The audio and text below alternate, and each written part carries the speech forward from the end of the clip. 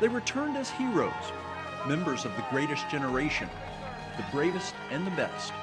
You've heard the accolades. It was as if this was late 1945 and the Great War had just ended. Instead, it was 2011, and these men and women had just returned from a flight of honor to Washington, D.C. Here's the boogie woogie bugle boys company beat. The day had begun for 90 World War II veterans about 14 hours earlier when they arrived for their chance to go see the relatively new World War II Memorial.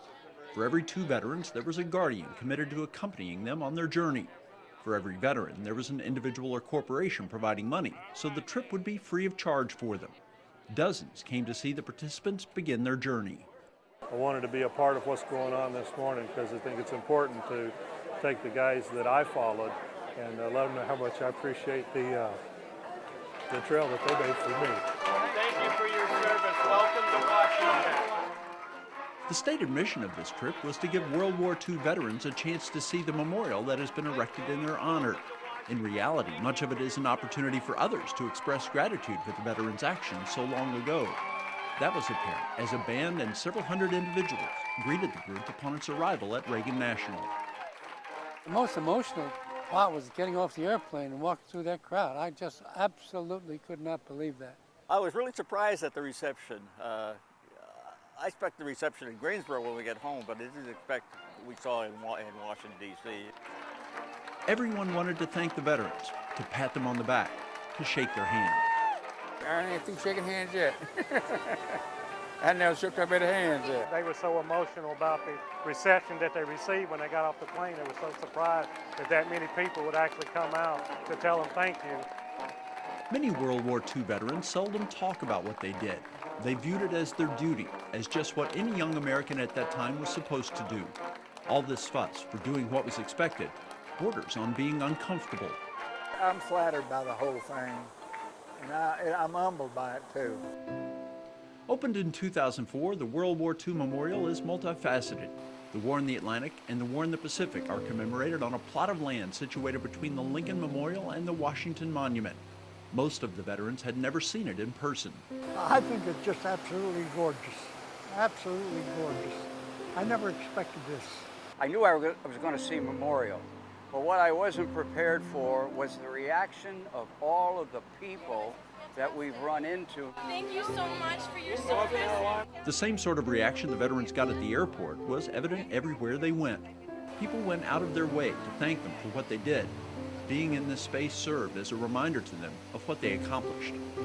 You can see vivid memories coming back to them. When people raise a monument to what a group of individuals did, you know that feat was significant. Allowing those for whom that monument was erected to experience it seems only right. It's really wonderful. I never will forget this day. The memorial was one thing, but that's a static display. Another treat for the veterans on this day was the chance to meet and talk with each other. A lot of things we have in common. We're in the war together, same age, whatever, you know.